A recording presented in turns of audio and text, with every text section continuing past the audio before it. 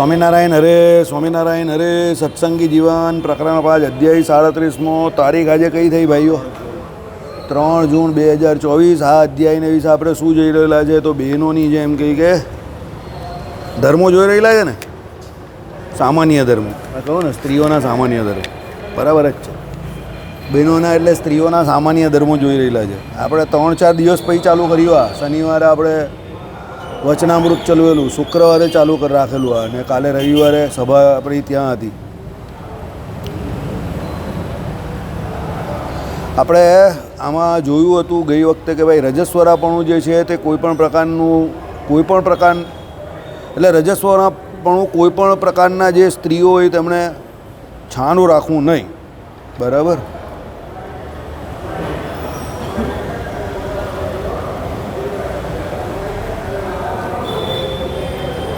રજસ્વરાપણું નહીં છાનું રાખવાથી સ્ત્રીઓનો જે બ્રહ્મત્યા દોષ તે નાશ થઈ જાય છે. તો આપણે અહીંયા જોયેલું આ અદ્રસ્ત અનર્થનો પરિહાર છે. એટલે ગુપ્ત રાખે તો કદાચિત પરપુરુષ થકી ગર્ભધારણની શંકા સ્વજનોને આવે, નહીં છાનું રાખે તો શંકા નિવૃત્ત થાય. આ દ્રસ્ત અનર્થનો પરિહાર છે. બરાબર? એટલે એ પ્રમાણે એની વાત કરી. એટલે એમાં શું હોય કે દાખલા તરીકે સ્ત્રીઓ માસિક ધર્મમાં આવે એટલે ગર્ભધારણ નથી થયું, ખબર પડી જાય એમ, અને માસિક ધર્મ બંધ થઈ જાય એટલે એવું થાય કે ભાઈ કદાચ આને ગર્ભધારણ થઈ ગયું હોય તો, એટલે એમ કે કોઈ દિવસ માસિક ધર્મ જે કોઈ આવે તો છાનું ન રાખવું એમ. બરાબર? એટલા માટે કહ્યું છે. ચાલો, આ મર્યાદા એટલે એમાં પર પુરુષની વાત ને એ બધું કરેલું જ. હવે એ તો બધા સમજદાર કોઈ ઈશારા કાફી હોતા હોય, આપણે એ બધી બહુ ચર્ચા કરવી નથી. હવે બધાને બધી ખબર જ છે. આ મર્યાદા પૂર્વના મહર્ષિઓએ કરેલી અને પતિવ્રતાઓના આચાર પ્રાપ્ત પુરાતની વર્તે છે. તો ધર્મસિદ્ધિને પામવા ઈચ્છતી ચારેય વર્ણની સ્ત્રીઓએ આ મર્યાદા અવશ્ય પાળવી જ.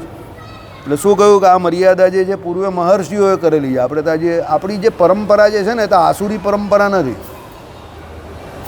આપણી સંસ્કૃતિની જે પરંપરા છે તે મહર્ષિઓની, ઋષિઓની પરંપરા છે. આપણા બધાના ગોત્ર જોઈ લેજો. ઓરિજિનલ ગોત્ર આપણા બધાના જે કોઈ હશે તે ઋષિ પરંપરાના ગોત્ર છે. સમજો? એટલે આપણા પૂર્વજો બધા ઋષિઓ, આપણે બધા ઋષિ મુનિઓના સંતાનો છે. આ પેલા બધા જે ફોરેનના જે લોકો બધા આસુરી પરંપરાવાળા છે ને, એવા નથી. ચોલ, લુતારા, ધુતારા હતા આ બધાના પૂર્વજો. બરાબર? આપણે ના, બ્રાહ્મણ નહીં હોય, બધા બ્રાહ્મણ નહીં હોય, દ્વિજ હોય, ઘણા દ્વિજ હોય. બ્રાહ્મણ, ક્ષત્રિય, વૈશ્ય 3 હોય. એવું નહીં કે એકલા બ્રાહ્મણ હોય. દાખલા તરીકે આપણે એવું હતું કે બ્રાહ્મણો ઋષિમુનિઓ વધારે હતા, એ વાત સાચી. પણ ક્ષત્રિયો પણ પછી ઋષિ તો બનતા હતા ને, કારણ કે રાજપાટ કરે ને પછી છેલ્લી ઉંમરમાં એ લોકોમાં ઋષિમુનિ બની જતા હતા, સંન્યાસ્તાશ્રમનો સ્વીકાર કરી લેતા હતા. વૈશ્યો પણ કરતા હતા. પણ બ્રાહ્મણોનું શું હતું? ઘણા બધા બ્રાહ્મણ જે હોય ને તે પહેલેથી એમ કહે કે બ્રહ્મચર્ય આશ્રમમાંથી સીધા ત્યાગાશ્રમમાં ચાલ્યા જતા હતા. ઘણા બધા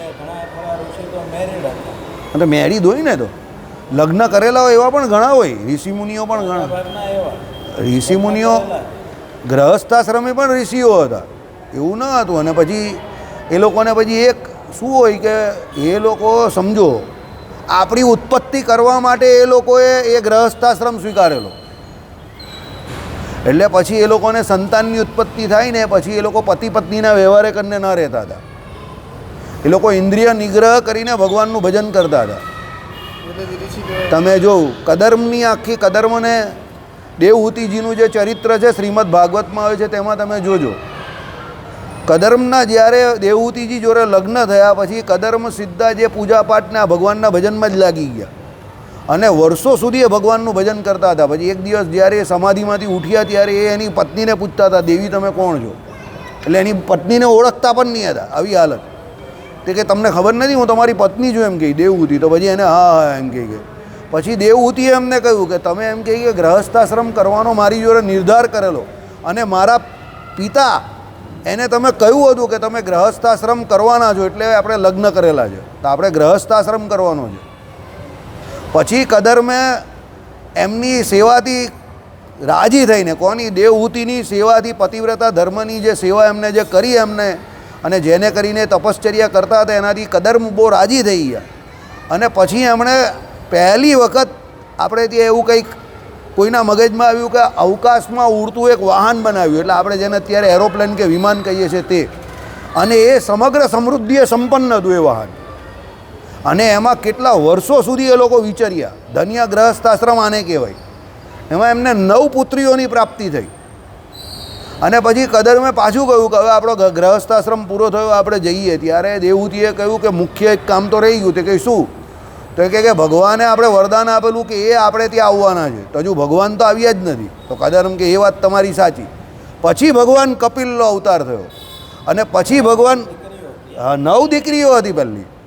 પછી ભગવાન કપિલનો જ્યારે અવતાર થયો પછી કદરમે પાછા સંન્યાસ્તાશ્રમમાં પ્રયાણ કર્યું. એને ત્યાં ભગવાન આવ્યા તો પણ એ સંન્યાસ્તાશ્રમમાં ગયા, પાછા જંગલમાં ગયા.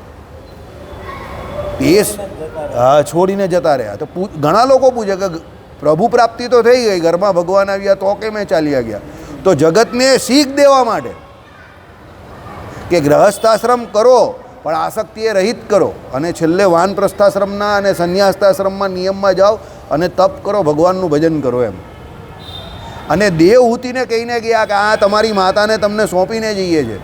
અને દેવહૂતિએ પછી સાચા સાધુના લક્ષણ કયા, ભાગવત ધર્મ શું કહેવાય, સાચા સાધુના લક્ષણ કયા, એમની માતાને શીખવાડ્યું. અને સૌથી મોટો એમણે કયો ધર્મ શીખવાડ્યો?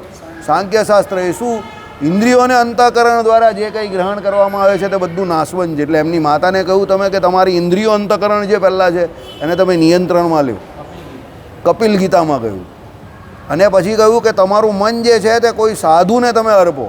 જે સાધુનું મન ભગવાનમાં લાગેલું છે તે કે સાધુના લક્ષણ કયા? તો એ સાધુના લક્ષણ પહેલાં કપિલ ગીતામાં ગયા.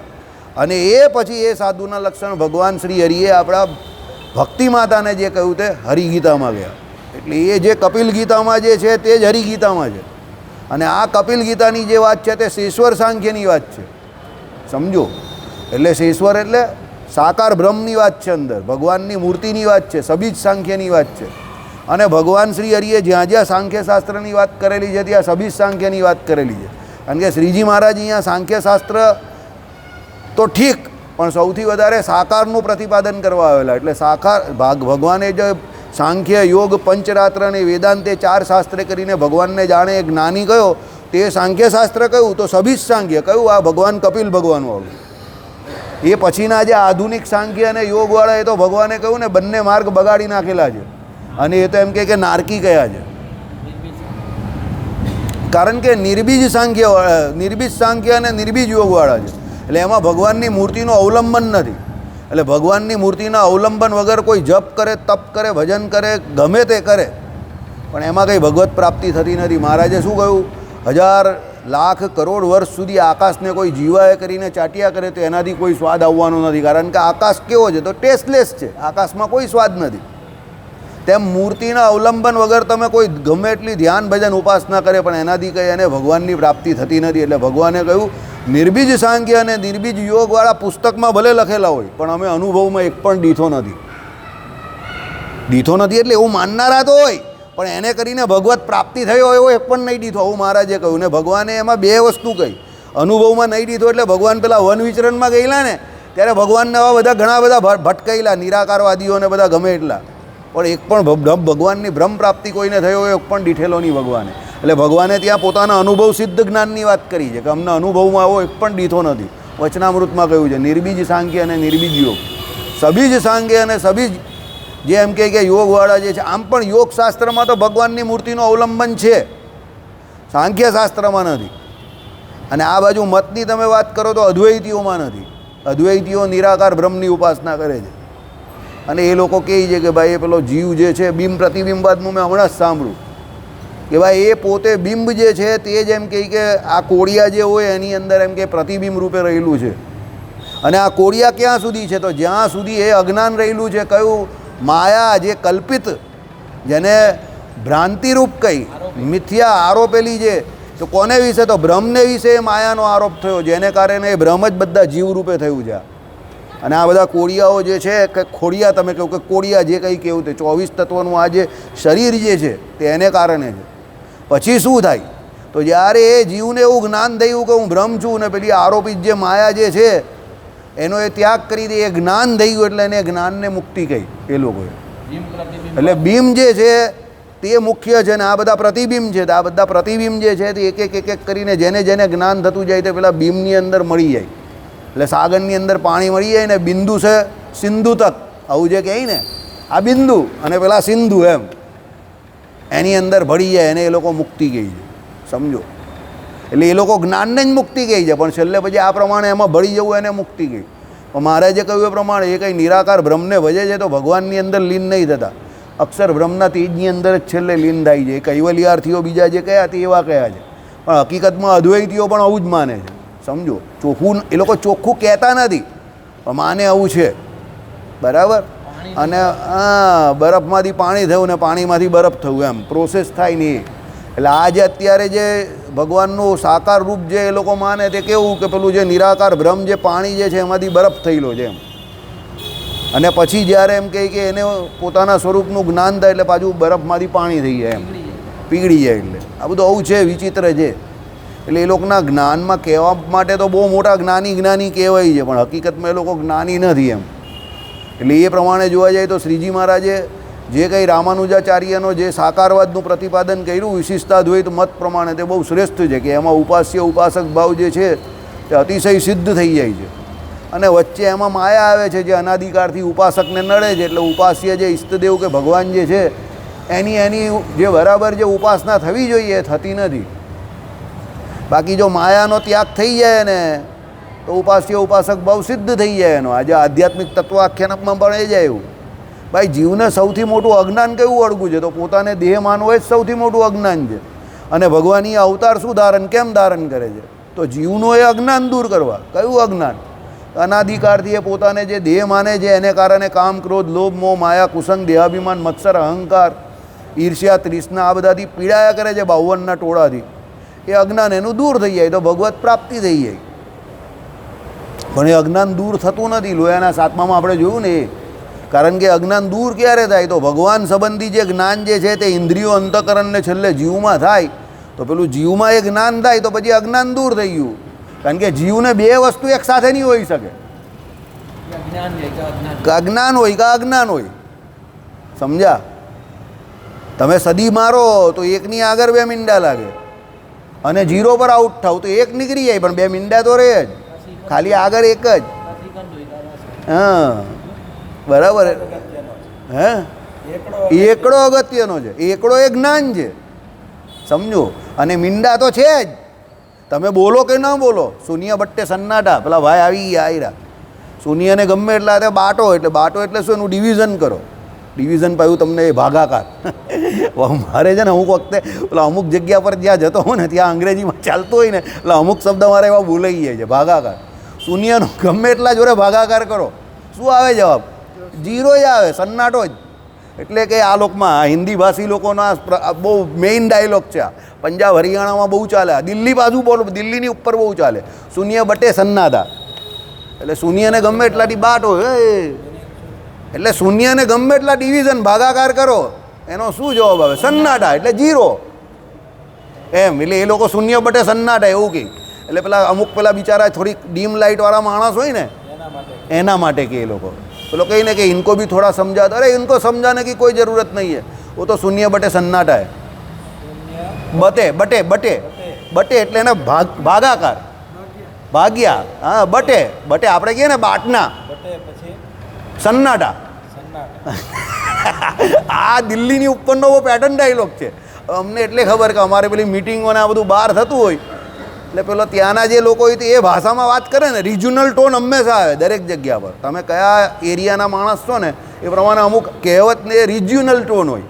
એટલે લોકોના પેટર્ન ડાયલોગ અમુક પેલા માણસ હોય ને એ લોકો તરત ઓળખી જાય. અરે ઇસકો સમજાને કી કોઈ જરૂરત નહીં એમ કે वो तो शून्य बटे सन्नाटा है. પેલા બિચારાને સમજ જ નહીં પડે કે આ શું કહેવા માગે. પેલો પાછો હસે ને ખુશ પણ થાય, હા સાહેબ હા સાહેબ એમ કે પેલો. એટલે પેલો પાછો કહી દેખ લિયા મેને અભી બોલા इसने वो ही कर दिया. બરાબર. એટલે આવું હોય. મારો પેલો રિક્ષા વાળો છે એને કંઈક રોઈની હમણાં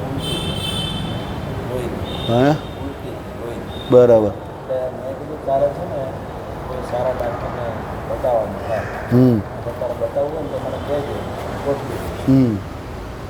એ આ 3-4 દાડા પહેલાંની બધી વાત મેં ગોઠવી દીધું કે ડૉક્ટર જી ફીમાં એને કન્સલ્ટ કરી દે. એમ બેસ્ટ જીકે પટેલ ઘનશ્યામ પટેલ. હા, પેલા મોટા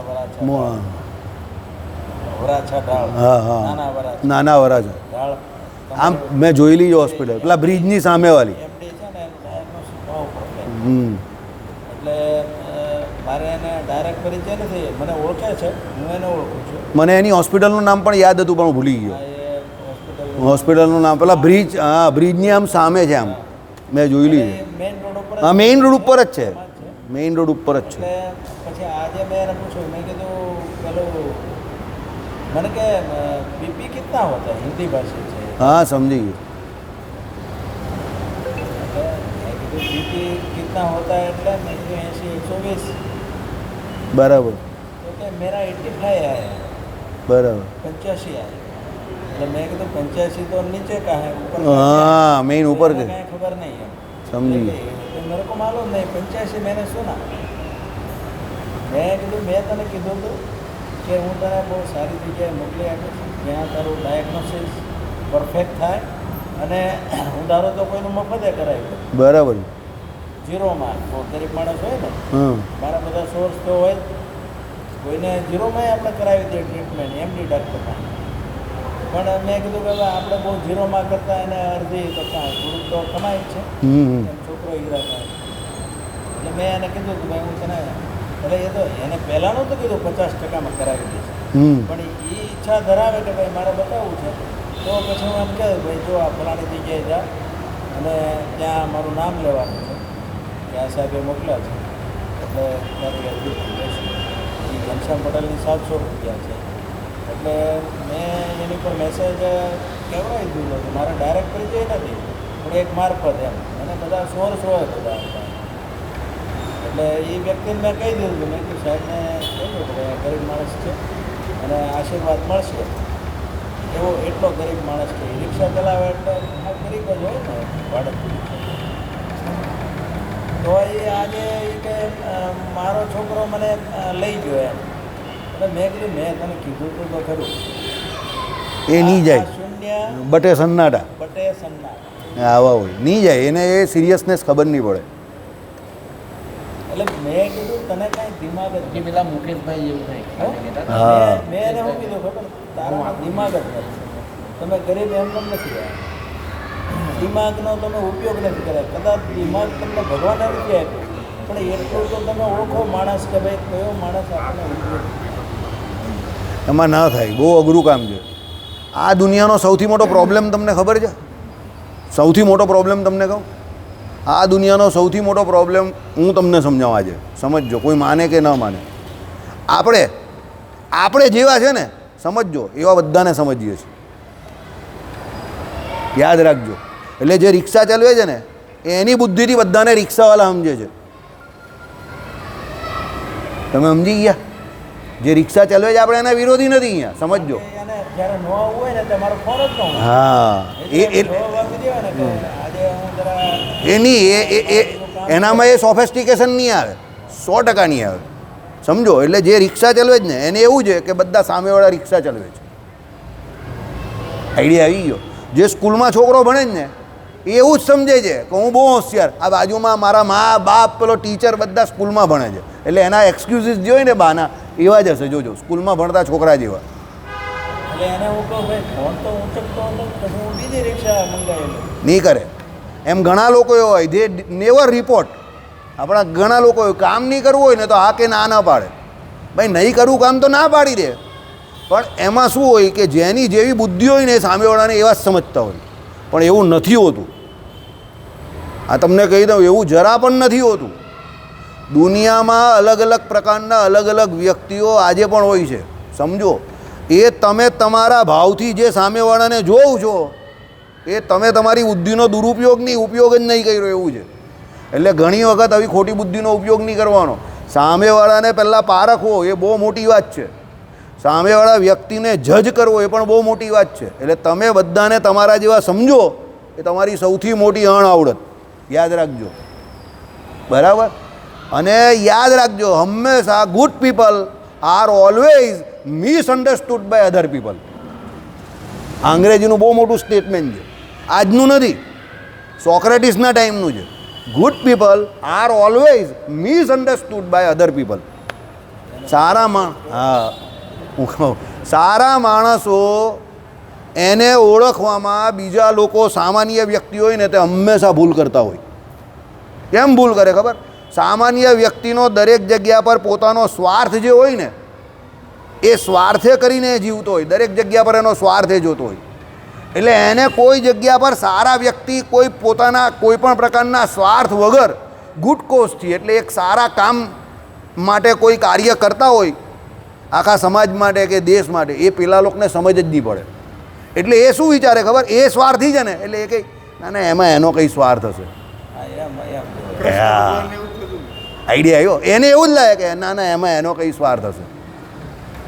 સમજો. હવે ડૉક્ટર પાસે પણ તમે કોઈને મોકલો ને, ના ના એમાં કંઈક એનું કંઈક હશે અંદર, કમિશન હશે.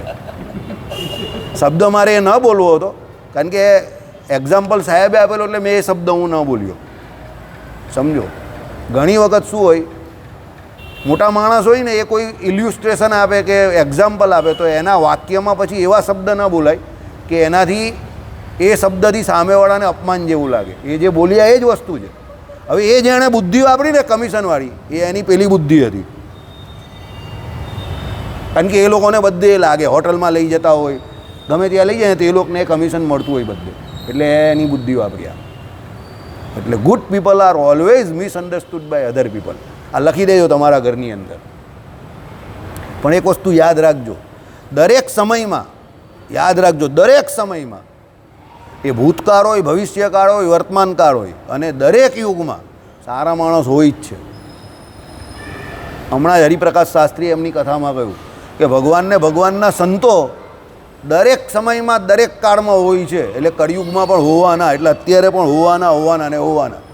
તમને ન મળે કે તમે એને જજ ન કરી શકો એ તમારો વાંક છે. સમજો. હોય એટલે હોય સારા સંતો. અને એવું નહીં કે આપણે ત્યાં જ હોય, બધે જ હોય, ઘણી જગ્યા પર હોય, પણ એ આપણે ઓળખતા કે શોધતા આવડવું જોઈએ. સમજો. પછી પેલા યુધિષ્ઠિરને દુર્યોધન જેવું થાય, બરાબર? બુરા દેખન મેં ચલા, બુરા ન મિલ્યા કોઈ, દિલ કી એ આરઝુ થી મુझसे બુરા ન કોઈ. આઈડિયા આવ્યો? એટલે યુધિષ્ઠિરને પૂછ્યું દુનિયામાં બુરું કોણ છે, તો એને કોઈ બુરો મળ્યો જ નહીં. એટલે ત્યારથી આ કહેવત થઈ ગઈ, બુરા દેખન મેં ચલા, બુરા ન મિલ્યા કોઈ. એટલે હું દુનિયામાં બુરો માણસ, ખરાબ માણસ શોધવા ગયો, બુરા ન મિલ્યા કોઈ, મને કોઈ બુરો મળ્યો જ નહીં. મારા દિલની આરઝુ એ જ રહી છેલ્લે સુધી, શું? મુझसे બુરા ન કોઈ, મારાથી ખરાબ કોઈ મને મળ્યો જ નહીં. અને દુર્યોધનને પૂછ્યું તો એ શું કહે? એક જ ગામ, એક જ શહેર, એક જ જગ્યા, બે અલગ અલગ માણસ, એકને સારો શોધવાનો કોઈ, એકને સારો નહીં મળ્યો ને એકને ખરાબ નહીં મળ્યો. કારણ કે એ લોકોની વૃત્તિ હતી એવી. એટલે સાધુ કેવું, સારા સંત કેવું, તે આજે પણ તમને ભારત વર્ષને વિશે ઘણા બધા મળે. અને એના બધા અત્યારે પણ ઉદાહરણ છે આખા ભારત વર્ષને વિશે. એવા ઘણા સંતો છે કે જેને કોઈ સ્વાર્થ નથી, એ ખાલી ભજન કરતા હોય અને બીજા ભજન કરે એમાં રાજી છે. પણ એ આપણે શોધવા પડે. પણ પછી આપણે બધી દુનિયામાં બુરાઈ શોધવા જઈએ તો પછી બુરાઈ મળે આપણે, અને આપણે અચ્છાઈ શોધવા જઈએ તો અચ્છાઈ મળે. સમજો. દુનિયામાં શું છે, તમે જે શોધો એ બધું છે. દુનિયામાં તમે જે શોધો એ બધું જ છે. હવે તમારે શોધવાનું શું છે, તમારે નક્કી કરવાનું છે. આને નોકરી મળે છે તો પણ આ જતો નથી. સમજો. ઘણા લોકો એવા જેને મળતી નથી, એ લોકો કરવા માંગે છે. સમજો. આ મુકુંદભાઈને કરવી છે, બરાબર? પણ દુનિયામાં શું છે, તમે જે શોધો એ છે. તમે બુરાઈ શોધો તો બુરાઈ મળે, અચ્છાઈ શોધો તો અચ્છાઈ મળે. આઈડિયા આવી ગયો? દુનિયા કંઈ જ નથી. અચ્છાઈ બુરાઈ બધું જે છે એ દુનિયામાં રહેલું જ છે. સૂર અસુર બધા રહેલા જ છે. તમે જે શોધો એ તમને મળી જાય, બરાબર? આપણે રસ્તામાંથી જતા હોય, કેટલા લોકો ગાળાગારી કરતા હોય, કેટલા લોકો મારામારી કરતા હોય, તો આપણે એમાં ઇન્વોલ્વ થઈએ જ. આપણે નહીં, આપણે શું લેવા દેવા, ચાલની જવા દે નહીં ભાઈ, બરાબર? એમ દુનિયા એવી જ છે. તમે જે શોધો એ તમને બધું મળે. તમે સારા માણસને શોધો, સારા મળે. તમે ખરાબને શોધો, ખરાબ મળે તમને. તમે સોશિયલ મીડિયા જોતા હોવ તો એમાં કેટલા બધા ખરાબ ખરાબ અંદર ન્યૂઝ આવતા હોય, કેટલા ખરાબ ખરાબ ચલચિત્ર આવતા હોય. જેને નહીં જોવા હોય તે નહીં જોઈ, જેને જોવા હોય તે જોઈ. ડિપાર્ટમેન્ટલ સ્ટોરમાં જતા હોય તો કેટલા બધા વસ્તુ મળતી હોય, બધી થોડી લેવા જાય. હવે આજે જે લોકોએ આ વાઘા બનાવેલા, 11 હતી તો પણ ધાણના બધા વાઘા બનાવેલા, કેટલું સરસ કામ કરેલું. તમે જો હાથી બનાવેલો, નીચે પેલા લીલા મગ હતા, ઉપર પેલા વ્હાઇટ કલરના જે કંઈ હતું તે હતું, બધું જે કંઈ હતું તે ધાણથી એણે કેટલા સરસ વાઘા બનાવેલા. નીચે એણે પર્વત બનાવેલા. આ પર્વત બધું જંગલ આખું બધું. હા, હાથી પેલો હાથી તમને હાથી પોઝિટિવિટીનો બહુ મોટો સિમ્બોલ છે. એલિફન્ટ હાથી પોઝિટિવિટીનો સિમ્બોલ છે. હાથી બીજો કેનો સિમ્બોલ છે ખબર જ તમને? શક્તિમાન પુરુષો પોતે જે કંઈ કાર્ય કરે છે એની પાછળ ગમે એટલા લોકો ભસે કે ન ભસે એની પરવા કર્યા વગર એનું કાર્ય કરતો જ જાય છે. તમે જોજો, આ બહુ તમે જો પેલા મહાવત જોડે હાથી જાય ને તો આમ જાય ને પાછળ જોજો કૂતરા આવે છે એની પાછળ ભસતા જોઈ. પછી એ કૂતરા એના ફળિયા સુધી જાય, પછી બીજું ફળિયું આવે ને એટલે એના પછીના જે એ ફળિયાના કૂતરા હોય ને એને હેન્ડ ઓવર કરી નાખે હાથીને, અને પછી ત્યાંથી પછી બીજા કૂતરા જોડાય એમાં, અને પેલા જે બીજા પાછળ જોવે નહીં. હાથી નહીં જુએ, અને પેલા કૂતરા બદલાયા કરે પણ હાથી એનું કામ જ કરે. આવી રીતે બે હાથી જતા હતા તો પેલો એક નાનું બચ્ચું હતું ને તે જરા ગરમ થયું કે આ લોકો ભસિયા કરે છે આપણી પાછળ, એમ કહે કે એકાદ પગ ઉઠાવીએ તો તે કહે કે આની પાછળ શક્તિ વેડફવા જેવી નથી. પગ ઉઠાવશું ને તો એની જોડે બીજા નિર્દોષ માણસ છે ને એ પણ ભાગાભાગ કરી નાખશે, એના કરતાં આ તો બદલાયા જ કરશે એમ કે. જો આગળના ફળિયામાં જે હતા ને તે અત્યારે નથી, હજુ આગળ જશું તો બીજા બદલાયા જ કરશે. એટલે આપણે આપણું કામ જ કરવાનું છે, આગળ જઈને ચાલ્યા જ કરવાનું હાથી.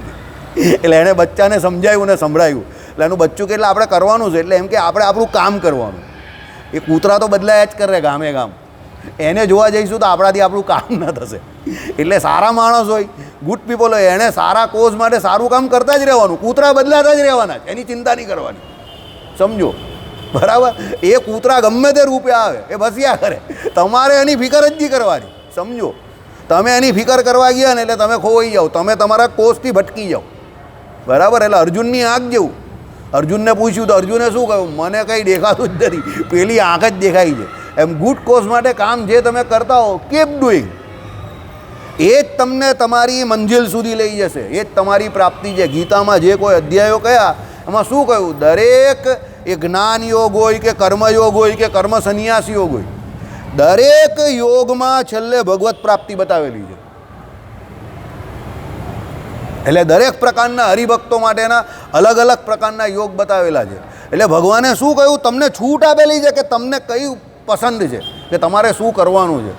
સમજો, જ્ઞાન યોગવાળો પણ ભગવાનની પ્રાપ્તિ કરી શકે છે, કર્મયોગી પણ કરી શકે છે, કર્મ સંન્યાસ યોગી પણ કરી શકે છે, ભક્તિ યોગવાળો પણ કરી શકે છે. પણ આ બધા યોગ બહુ દુષ્કળ છે. એટલે છેલ્લે કળિયુગ માટે શ્રેષ્ઠમાં શ્રેષ્ઠ શું કહ્યું? સર્વધર્માન પરિત્યાજ્યમ મામેકમ શરણમ વ્રજ અહમ ત્વામ સર્વે પાપેભ્યો મોક્ષયિષ્યામિ મા શુચ. ભાઈ તું બધું મૂક અને હું જે કહેવાય એ તું કરવા માંડ. સીધો ક્યાં આવી જા? ઇતિહાસ મત પૂછો, જો મેં કહેતા હું वो करो, सीधा આવી જાઓ. એમ કરીને ભગવાને અર્જુનજીને કહી દીધું આવી જાવ, શરણાગતિ સ્વીકારી લે. બરાબર? એટલે હંમેશા દુનિયામાં સારું શોધવાનો પ્રયત્ન કરો, મળી જ જશે.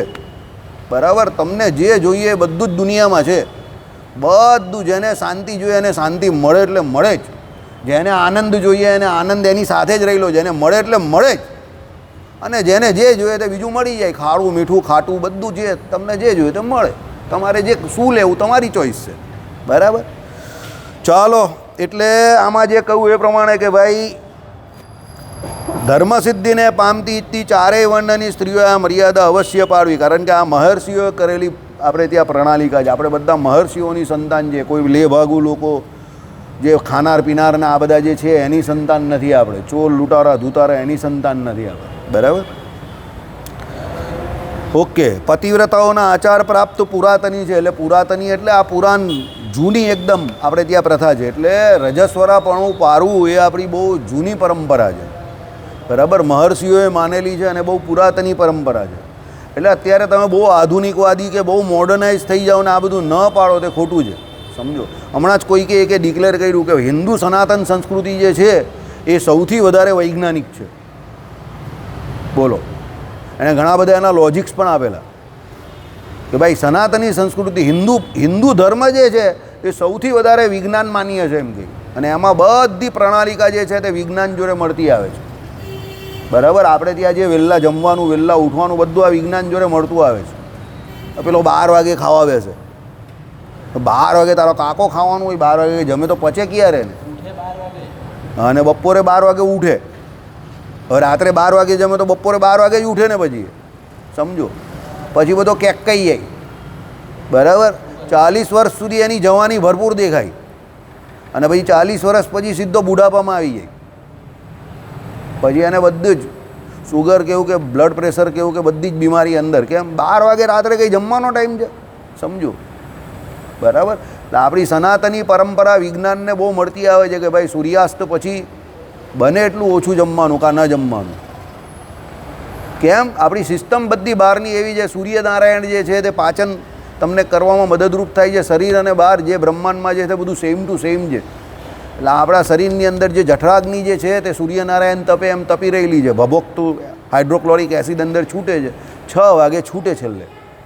એટલે એ ખોરાક માંગે એટલે તમે સૂર્યોદય એટલે સૂર્યાસ્ત થાય એ પહેલાં જેટલું જમી લો એ પ્રમાણે તમારું ખોરાક પાચન થઈ જાય. 2-3 કલાક પછી તમે આમ મંદિરે આવો કે આમ તેમ ચાલો, શરીરમાં બધું સારું ને પછી સૂઈ જવાનું 9 વાગે 10 વાગે જે કંઈ તમને એપ્રોપ્રિએટ. સવારે ઉઠી જાઓ બ્રહ્મ મુહૂર્તમાં તો વ્યવસ્થિત રહી શરીર. પછી ઓલો 12 વાગે જમવા બેસે તો કાં વ્યવસ્થિત. એટલે આપણી સંસ્કૃતિ આખી સનાતન પરંપરા જે છે તે કેવી છે? વિજ્ઞાનને મળતી આવે છે, સમજજો. એ તો એ લોકો એક્સેપ્ટ નહીં કરતા, હવે ધીરે ધીરે એક્સેપ્ટ કરવા માંડેલા છે, બરાબર. ચલો, જે નારી પુરુષની કે નારીની બ્રહ્મચર્ય વ્રતમાં વર્તી નિષ્ઠાનો, હવે અહીંયા કંઈક છે ને છેકીને બધા વહેલા ઉઠે. હા વહેલા ઉઠે વહેલા ઉઠે. એ લોકો મેન. વહેલા સૂઈ જાય. હા, એ આ શું લખેલું જ તે ખબર નહીં પડતી. ચાલો કંઈ નહીં, આ છળ લખેલું લાગે છે. એક મિનિટ. જે નારી પુરુષની કે નારીની બ્રહ્મચર્ય વ્રતમાં વર્તી નિષ્ઠાનો છર વચનો વડે ભંગ કરે, છર વચનો, તે નારી મરણ પામતા તેણીને કોપાવેશથી લાલ ચોર લોચનવાળા યમદૂતો અગ્નિથી તપાવેલા તીક્ષ્ણ લો દંડો વડે દાહ કરે છે. એટલે ભાઈ એ જે નારી જે હોય કે જે બ્રહ્મચર્ય વ્રતનો ભંગ કરાવે બીજાનો ખાલી છળ વચનો વડે બોલીને કેવી રીતે, તો એને પેલા જે લાલ ચોર એમ કહે કે આંખવાળા જે પેલા યમદૂતો હોય તે શું કરે?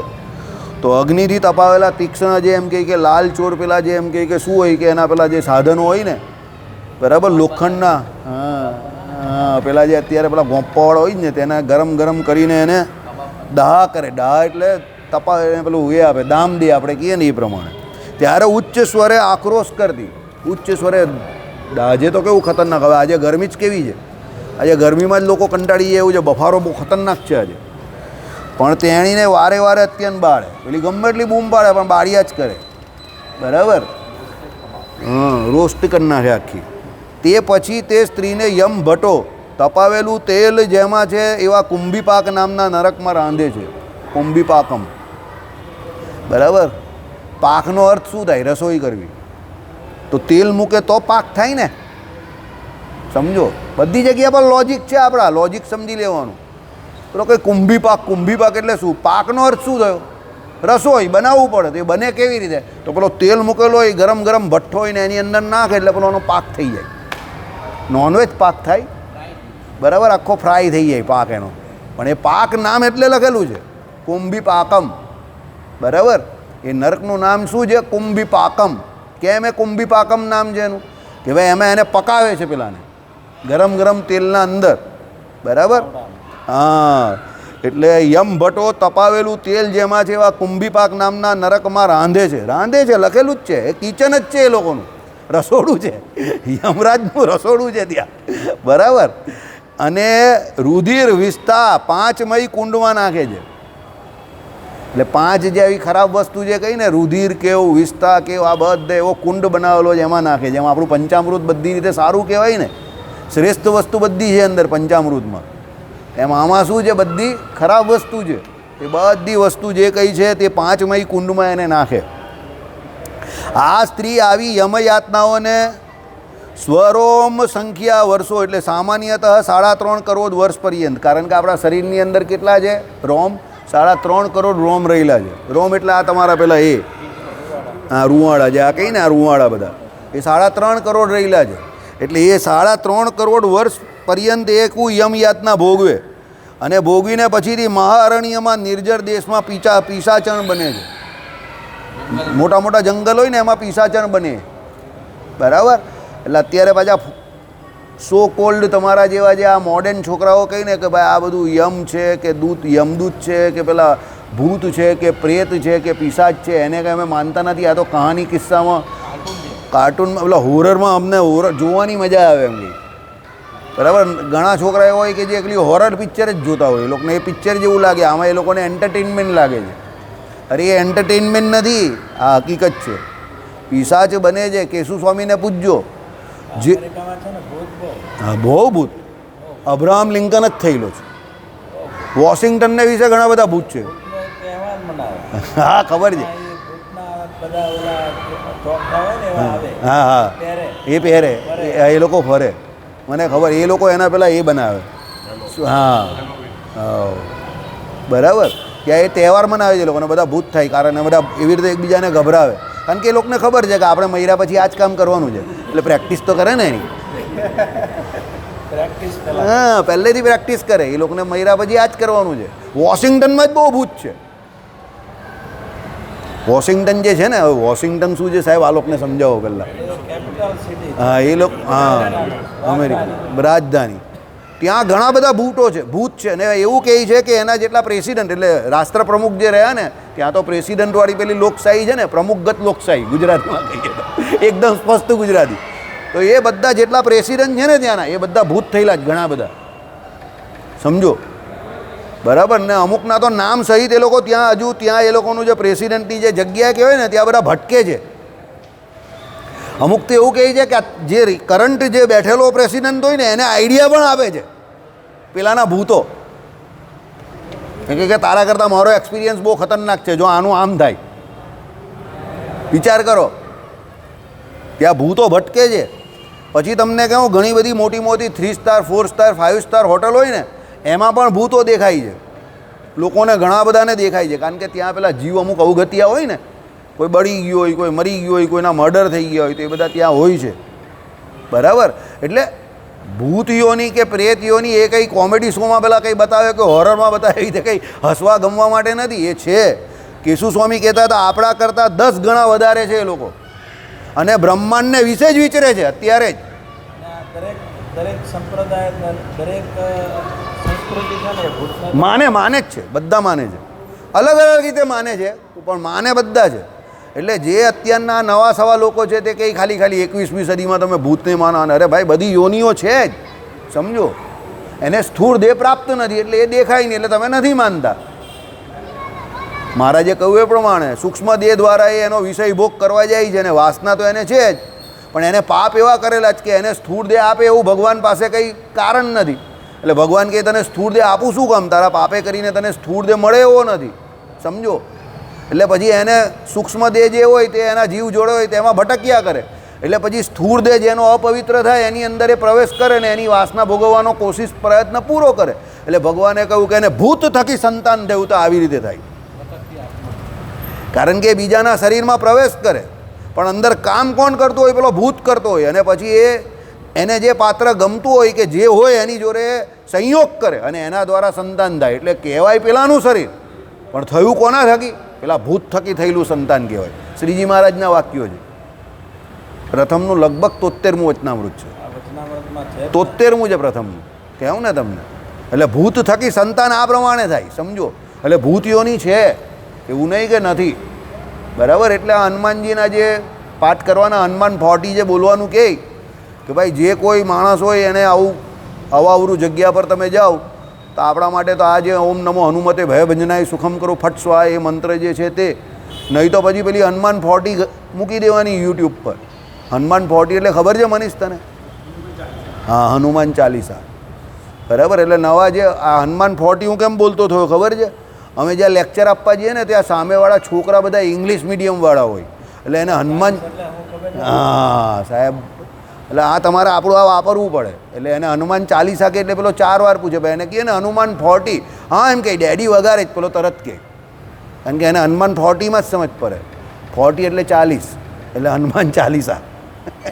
40 પદ છે, મને કંઈ ખબર નહીં. ચાહે એટલે 40 શ્લોક હોય ને એના, એટલે 40 શ્લોક તુલસીદાસજીએ બનાવેલું છે. ખબર છે કોઈને? 40 જ હોય, 40 જ હોય, એટલે જ 40 જ છે. અને તુલસીદાસજીનું સૌથી શ્રેષ્ઠ એ છે હા શું કહેવાય રચના છે.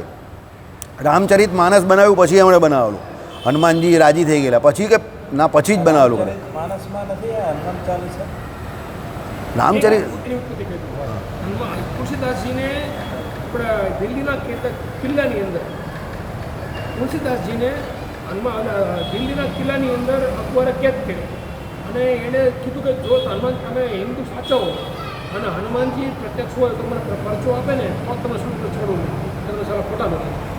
પછી હનુમાનજીને નિર્ણવવા માટે તુલસીદાસજીએ આ હનુમાન ચાલીસા પત્રિકા બોલ્યા અને હનુમાનજીને વિધ્યું એટલે પછી અસંખ્ય વાંદરાઓ કિલ્લામાં તૂટી ગયા અને એના જે આખું સેના હતી એ એનો પર બધા વીખીને પછી છેવટે અકબરે એને છોડ્યા અને પછી હનુમાન તુલસીદાસે કીધું ભગતમાં કિલ્લો ખાલી ગયેલો હનુમાનજી કે એટલી થઈ ગઈ છે ભગતમાંથી નહીં રહે પછી અકબર કિલ્લો છોડી દીધો.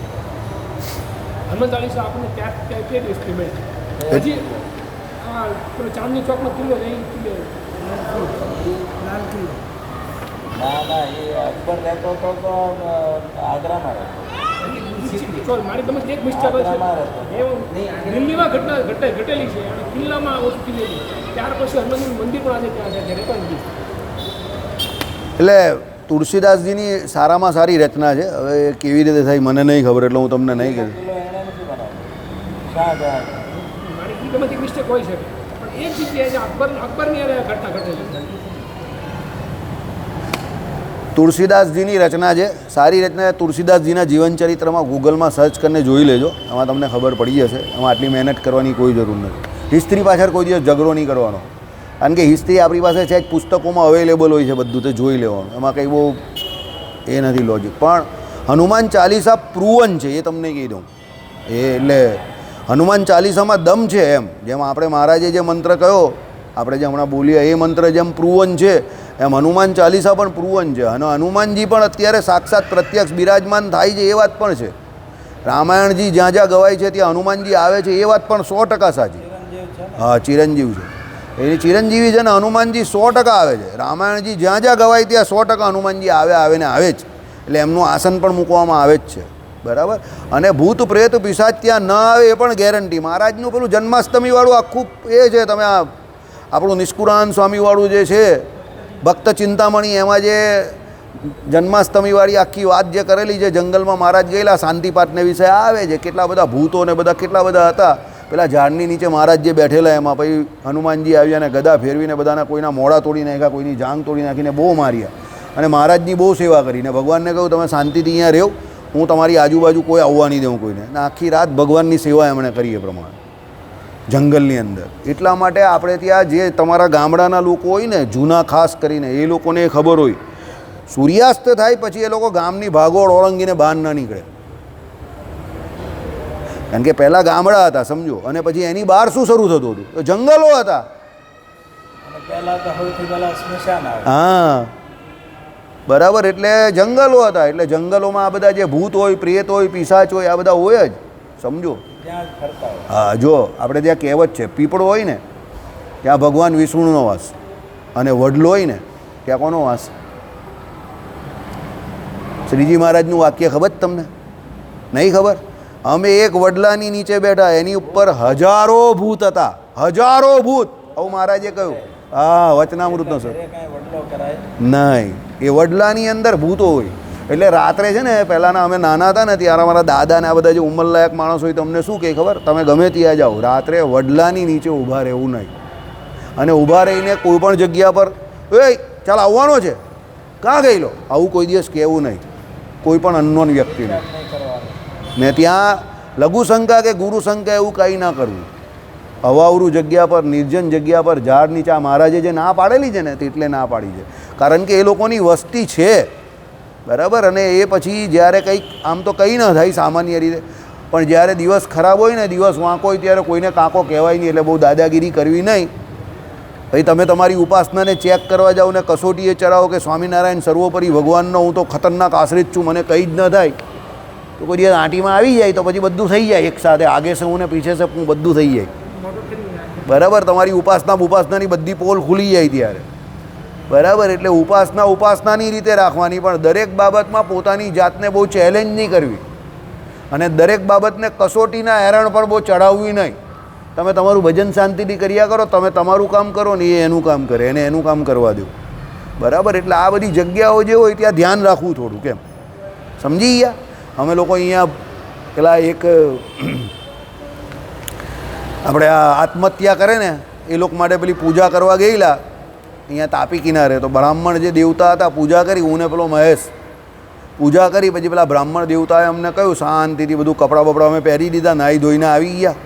પછી મને કહી કે હવે એક કામ કરો, તમારું આ બધું ઉચકો અને સીધા ધન ધનાઈને અહીંયાથી આ જગ્યા છોડીને કિનારો છોડીને સીધા બહાર નીકળી જાઓ.